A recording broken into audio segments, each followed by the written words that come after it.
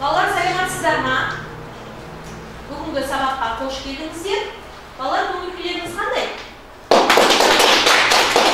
Жақсы, тамаша балалар. Балалар, үйге қандай тапсырма беріледі? Кім айтады? Үйге қандай тапсырма беріледі? Біз кеше қандай тапсырма өттік балалар? Кім айтады? Айтады.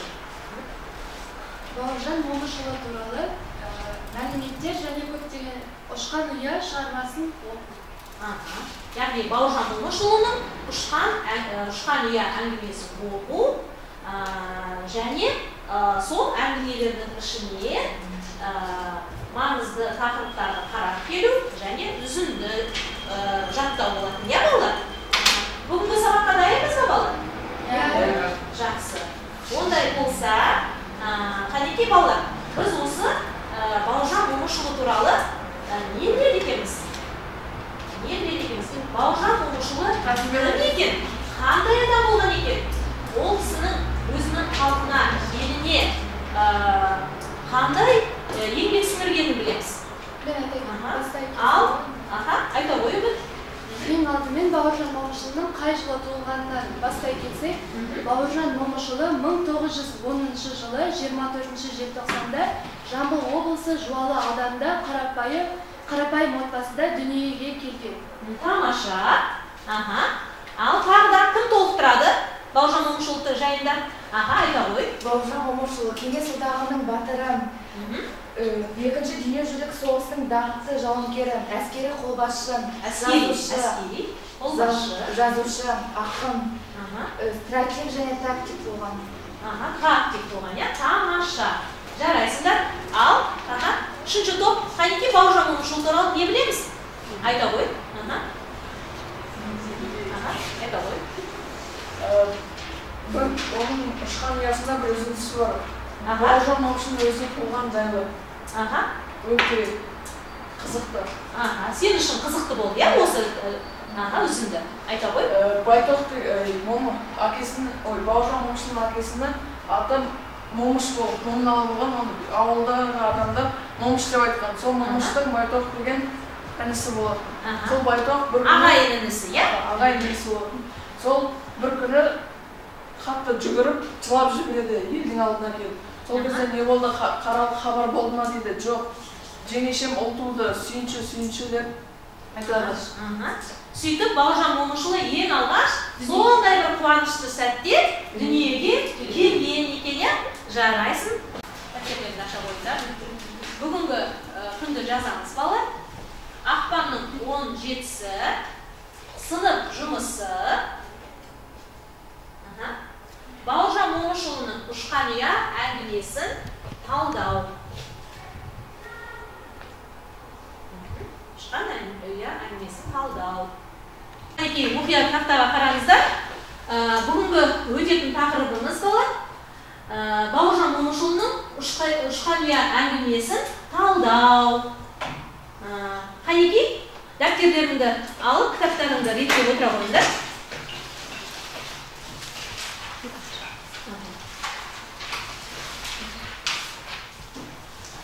Бүгінгі сабағымыздың мақсатымен танысайық балалар. Білімділік.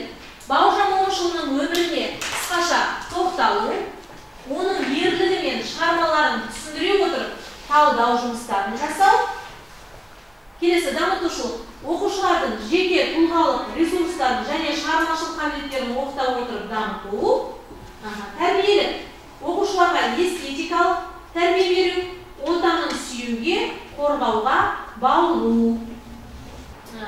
Енді қазір кітаптарында ашасыңдарда осы кітаптың ішінен ұшқан ұя әңгімесіндегі қанатты сөздерді дәптердеріне теріп жаза қойыңдар. Бауыржан Момышұлының қанатты сөздерін теріп жаза қойыңдар.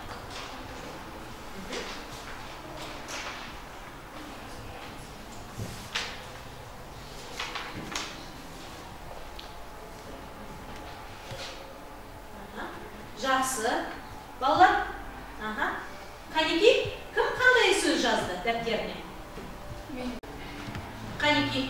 дәптерлеріңе қанатты сөздерді жазып алсаңдар. Қандай қанатты сөздер кездесті балалар? Осы әңгіменің ішінде. Дәнел? Намысты нанға сатпа. Намысты нанға сатпа. Еркежан? Әжемді тыңдағаным, өзімді тыңдағаным. Жақсы. Үміт? Жеті атасын білмеген жетесіз. Нұрбек? Әкеден ақыл, анадан мейір. Осы сөзді қалай түсіндің? Ол бала көбіне өзінің әкесінен тәлім тәрбие алады. Ал өзінің анасынан ол мейірімдікті көреді, жылулықты алады.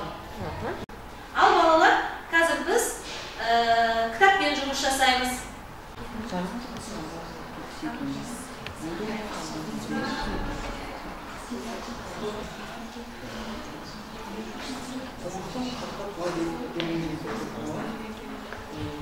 Балалар, өздерің жаңа кітаппен жұмыс жасадыңдар, иә? Өздеріне біраз ой түйдіңдер. Енді мен қазір осы 3 топқа тапсырма берейін деп отырмын. Бірінші топ, сіздер қыз тумас әжені сипаттайсыздар. Келесі, екінші топ, сіздер момыш атаның бейнесін сипаттайсыздар. Ол кісі қандай адам болған екен. Үшінші топ, бала Бауыржанды сипаттап жазу.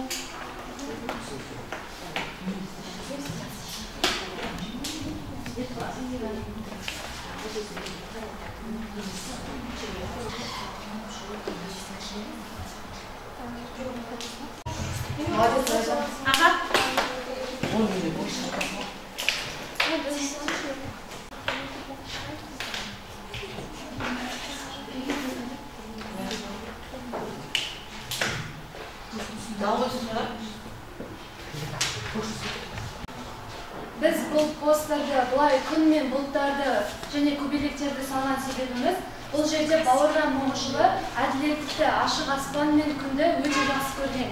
Сол үшін біз Бауыржан Момышұлына өзінің сүйікті әжесіне осылай күн мен бұлттарды істедік. Енді біз қыз тумас әжені сипаттай кетсек, қыз тумас әже өте ақылды, дана адам болған. Өзінің халқына, яғни көптеген адамдарға ақылшы болып, өзінің көптеген ақылдарын, ойларын айтып дана болған. Және аса ажарлы, ақ дидарлы кісі болған. Біз осы посттерде Бауыржан Момышұлының әкесі Момыналы туралы деректерді жаздық. Момыналы өз бетінше талпынып жүріп, ескіше сауатын ашқан кісі болатын. Және де ол ауылдағы мәселелер, Момыналының ауылындағы мәселелер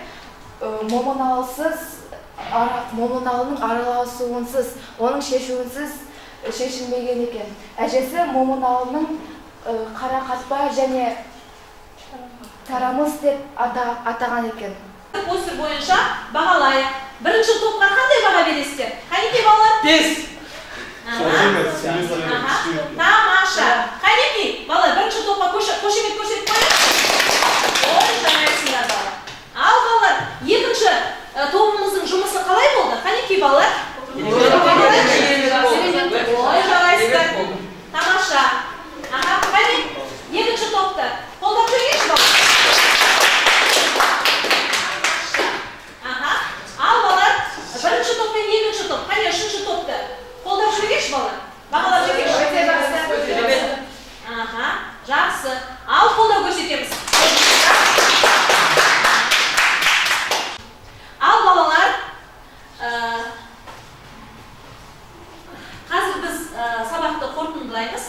Кері байланыс парақшасын таратамын. Осы кері байланыс парақшасына балалар, бүгінгі сабақтан не алдыңдар? Сендер үшін осы сабақта не қызық болды, не құнды болды, және осы сабақтағы қиын жағдай қайсысы болды? Міне осы сұрақтар бойынша балалар қазір есіндегі қарап шығарамын. Осыған өз ойларыңды жаза қойыңдар.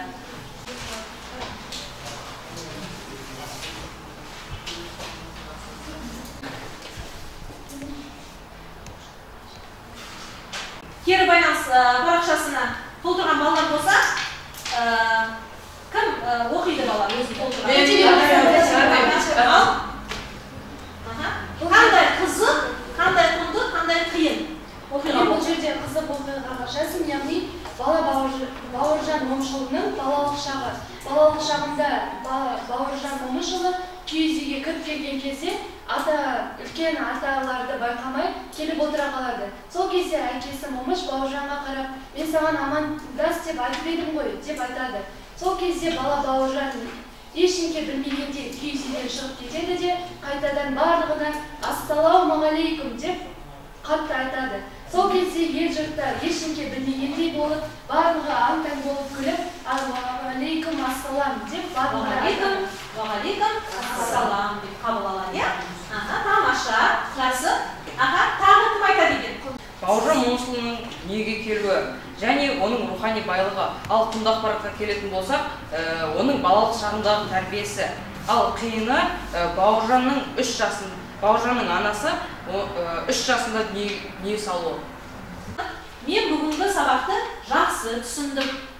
Аздап түсіндім. Болмаса түсінбедім. Мүлде түсінбедім.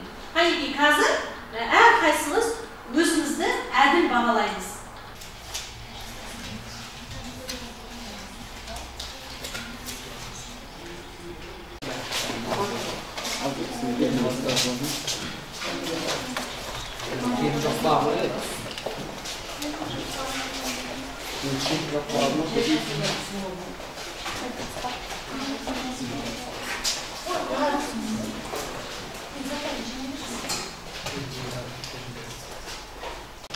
Ал балалар, үйге тапсырма аламыз. Күнделіктерді аша қойыңдар. Бүгін үйге тапсырма балалар. Ұшқан ұя әңгімесін оқимыз. Және 7 ата туралы жазып келу.